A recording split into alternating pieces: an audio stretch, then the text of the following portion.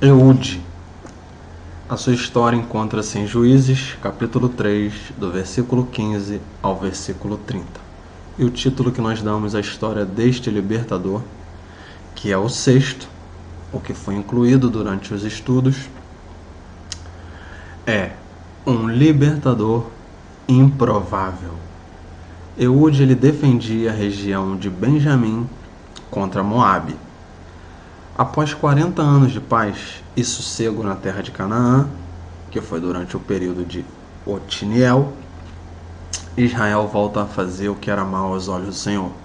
E por isso, Deus os entregou novamente nas mãos de Eglon, rei dos Moabitas, que conquistou Israel e escravizou durante 18 anos. Olha como piorou. O rei da Mesopotâmia, Cusã-Risataim, escravizou por 8 anos. Deus levantou Otiniel, libertou e deu 40 anos de paz. Otiniel morreu, Israel pecou e agora Eglon, rei dos Moabitas, escraviza Israel por 18 anos. O tempo da opressão, da aflição, da escravidão aumentou. Já viveram isso no Egito, não aprenderam. Estão vivendo de novo porque pediram. E Deus está corrigindo para que o seu coração se volte verdadeiramente ao Senhor. Deus só corrige aqueles a quem Ele ama.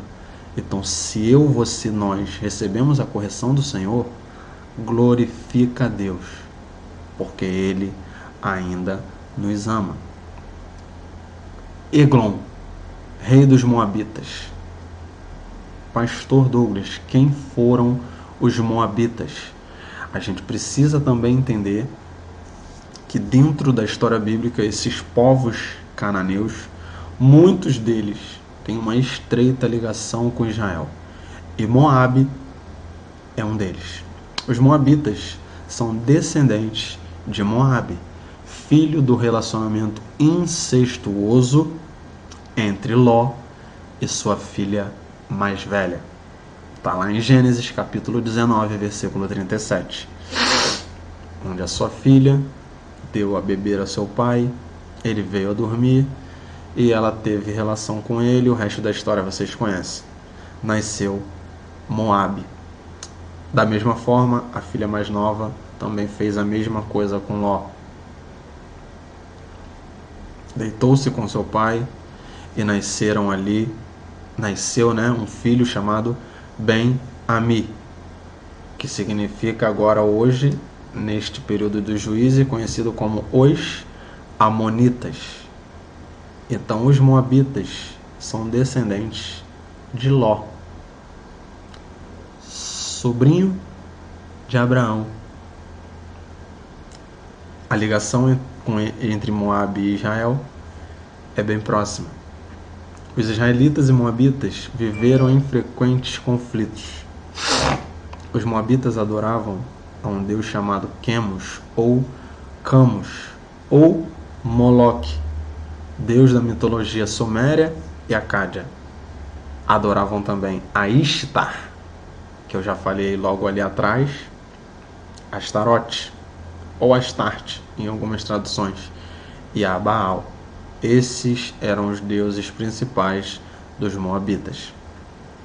Eude era filho de Gera, da tribo de Benjamim, e era canhoto. Não sei se vocês vão conseguir lembrar, mas lá no livro do Gênesis, quando Raquel foi ter o seu filho, numa das viagens que ela estava fazendo,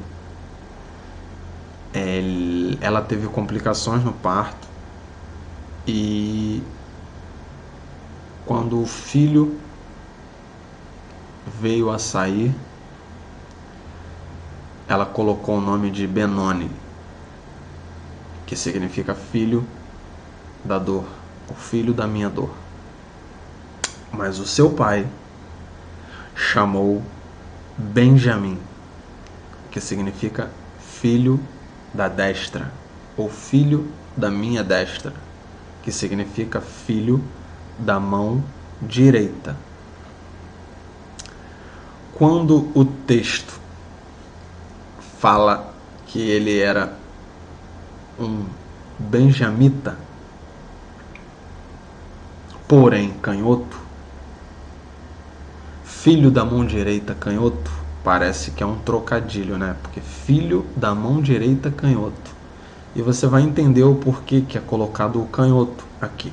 Ser canhoto na cultura daquela época representava um grande problema, pois era considerado uma grande enfermidade, uma grande deficiência física. Simplesmente o fato da pessoa ser canhoto. Uma vez que Eude era canhoto, o rei Eglon e os seus servos jamais esperariam que este homem pudesse representar qualquer tipo de ameaça ao seu reino, aos seus servos ou a qualquer um daqueles a quem ele governava. Então Deus, ele levanta Eude, ele escolhe um homem canhoto, alguém que para o inimigo não representa ameaça, não representa perigo, nenhum pequeno risco, nada, nem um pouquinho de medo. Deus levanta esse homem, escolhe ele dentre todos que tinham ali em Israel. Ele foi escolhido para levar o tributo, pagar o imposto ao rei Eglon, e também levou um presentinho, e assim ele fez. A Bíblia diz que ele amarrou a sua coxa direita uma pequena espada de um côvado, e esta medida nos tempos bíblicos era aproximadamente a medida do cotovelo até a ponta dos dedos, que dava aproximadamente 44,5,4 centímetros. Vamos arredondar para 45. Então ele tinha uma espada de aproximadamente, uma pequena espada de aproximadamente 45 centímetros, amarrado à sua coxa direita, de onde jamais o inimigo ia esperar um ataque, pelo fato de que ser canhoto era deficiência física. Ninguém iria enviar um canhoto para a guerra, para a batalha, ou com a missão de matar alguém. Ninguém iria imaginar que um canhoto pudesse ameaçar qualquer nação. Por isso, chamamos Eude de um libertador improvável, ou até mesmo inesperado. Foi aquela surpresa. Então o inimigo jamais esperaria um ataque vindo de um homem canhoto. Então a sua espada está amarrada à coxa direita, porque ele era canhoto. Uns ainda vão achar que o fato de estar dizendo que ele era canhoto representava uma enfermidade física, uma deficiência física, ou uma grande ferida na sua mão. E a espada estava na direita, sendo que todos os soldados que iam para as guerras carregavam sua espada amarrada à coxa esquerda. Então, quando Eude se apresenta perante o rei para pagar o tributo, para pagar o imposto, é lógico que pela cultura ele não representava perigo para ninguém. Então, o que desperta a nossa atenção aqui no texto é o fato de que Eude usou como arma justamente aquilo que representava uma deficiência em sua vida, uma limitação. Olha como Deus é lindo e maravilhoso. Ele faz na vida deste homem aquilo que para ele era uma vergonha, era um problema, era uma limitação, era considerado uma deficiência. Deus faz daquilo o objeto, a peça central da sua vitória. E assim Deus quer fazer comigo e contigo. Aquilo que na nossa vida as pessoas enxergam como limitação, fraqueza, deficiência, o Senhor, Ele quer fazer disto nas nossas vidas o objeto, a peça-chave central da tua vitória. Simplesmente continue no centro da vontade de Deus. Ele vai pegar essa limitação, essa fraqueza, e vai fazer você sair vitorioso e o nome dele ser glorificado.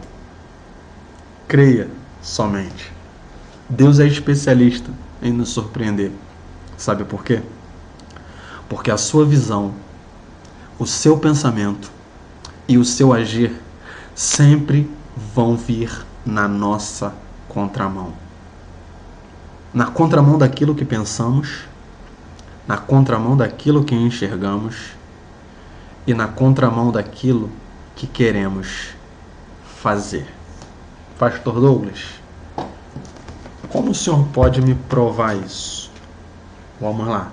Na contramão daquilo que pensamos. Isaías, capítulo 55, versículo de número 8. Porque os meus pensamentos não são os vossos pensamentos, nem os vossos caminhos. Os meus caminhos, diz o Senhor. Já está vindo na nossa contramão daquilo que pensamos. Ele está dizendo, porque os meus pensamentos não são os vossos pensamentos. Não são. Nem os vossos caminhos. Não são. Então Deus, Ele age na contramão daquilo que pensamos. Porque Ele é especialista em nos surpreender. Ele age na contramão daquilo que enxergamos.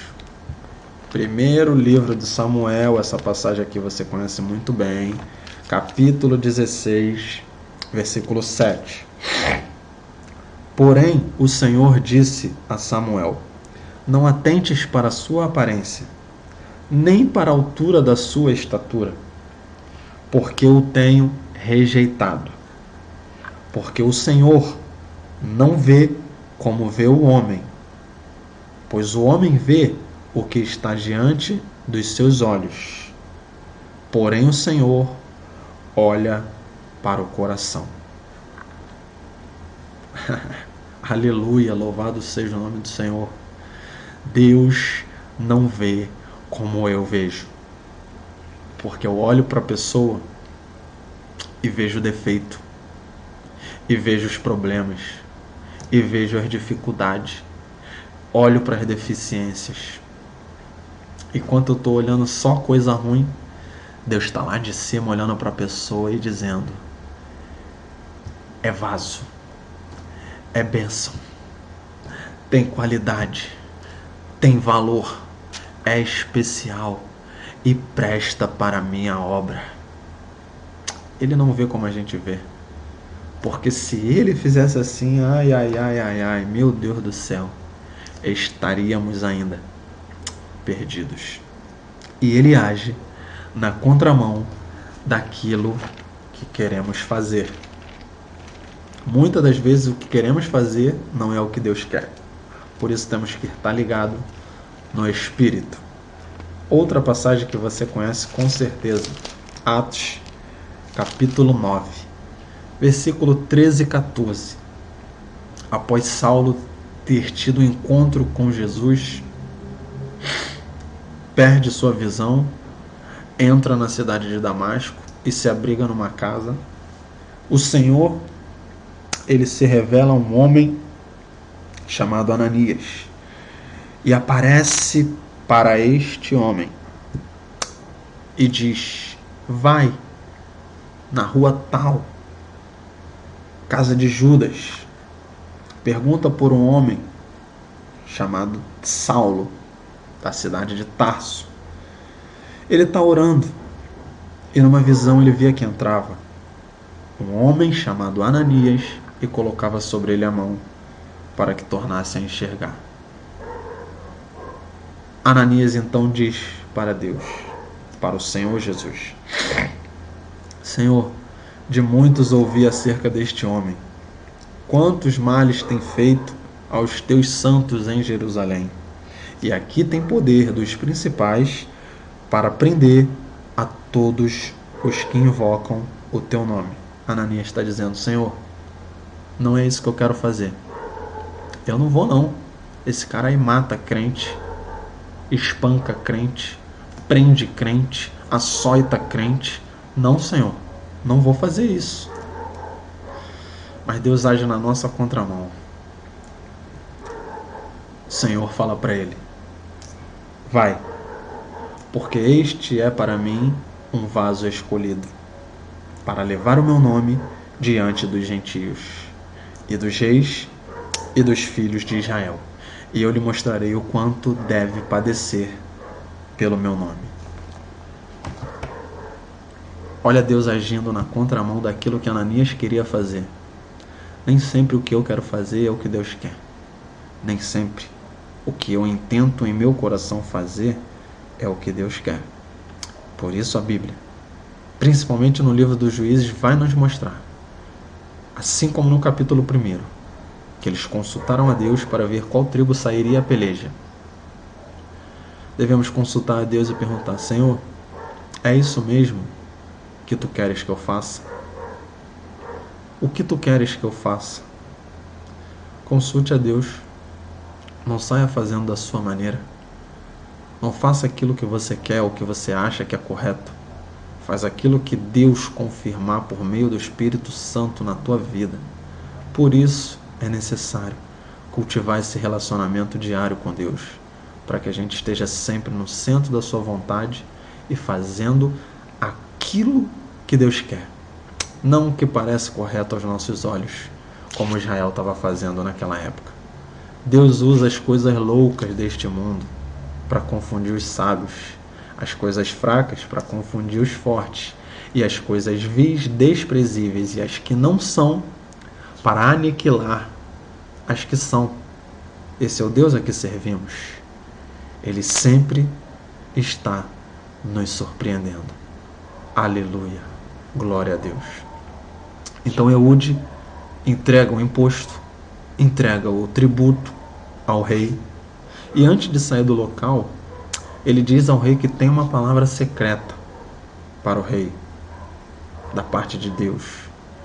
No versículo 20, vai dizer que é a verdadeira palavra de Deus. E que mensagem de Deus era essa? Penso eu. Deus entregou Israel nas mãos de Eglon, e só ele podia libertar Israel das mãos de Eglon. Aqui a mensagem de Deus é: meu povo já foi castigado. Você já fez aquilo que eu determinei que seria feito com meu povo, por meio das tuas mãos, rei Eglon. Agora chega. O seu reinado sobre o meu povo, sobre Israel, termina aqui. Esta era a mensagem de Deus para o rei dos Moabitas, chamado Eglon, o qual a Bíblia vai dizer que ele era bem gordo, muito gordo, gordo demais. Então Eude se isola, em particular com o rei Eglon, numa sala privada, e entrega a mensagem de Deus. Como foi essa entrega? Ele usa sua mão esquerda, objeto da sua deficiência, da sua vergonha e limitação, pega a espada que estava na sua coxa direita e crava no ventre do rei Eglon até a empunhadura entrar. A empunhadura era aquela parte da espada onde você conseguia segurar. E aqui começa a lâmina e aqui a empunhadura. onde o soldado segurava a espada. Até aquilo ali entrou e foi engolido pela gordura do rei, que era bem gordo, como eu falei, a ponto de fazer com que o rei colocasse para fora suas fezes. Pastor Douglas, que isso? Na minha Bíblia diz excrementos, porque nos melhores textos antigos, traduzidos do hebraico, a palavra que nós encontramos significa fezes. E se você for ver o versículo 24, na tradução Almeida Revista Atualizada e na tradução Nova Tradução na linguagem de hoje, o versículo 24 vai dizer que os seus soldados pensavam que ele estava demorando porque estava no banheiro ou porque estava aliviando o ventre. E assim foi feito com este rei. A espada entrou, a gordura engoliu, a ponto de fazer suas fezes saírem para fora. Olha que figura de linguagem. Então Eude retorna para as montanhas, consegue escapar, convoca os filhos de Israel a saírem para a batalha, declarando que o Senhor entregou os inimigos nas mãos de Israel e a vitória era certa contra eles. Então Eude lidera Israel na vitória contra os moabitas e através dele Israel desfruta de um período de 80 anos de paz. Louvado seja Deus. O homem da mão esquerda, o filho da mão direita, canhoto, como um trocadilho, um libertador improvável. Esse foi Eude, a quem ninguém dava nada por ele, Deus escolheu para libertar o seu povo. Assim ele continua fazendo. Quem você pensa que não tem valor, para Deus tem muito valor. Quem você pensa que não pode nada, que é deficiente, limitado, é quem Deus vai usar grandemente e poderosamente para a honra e glória do nome dele. A obra é dele. Quem escolhe é ele.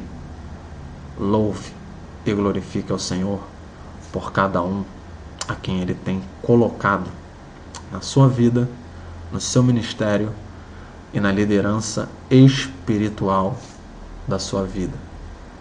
Aleluia.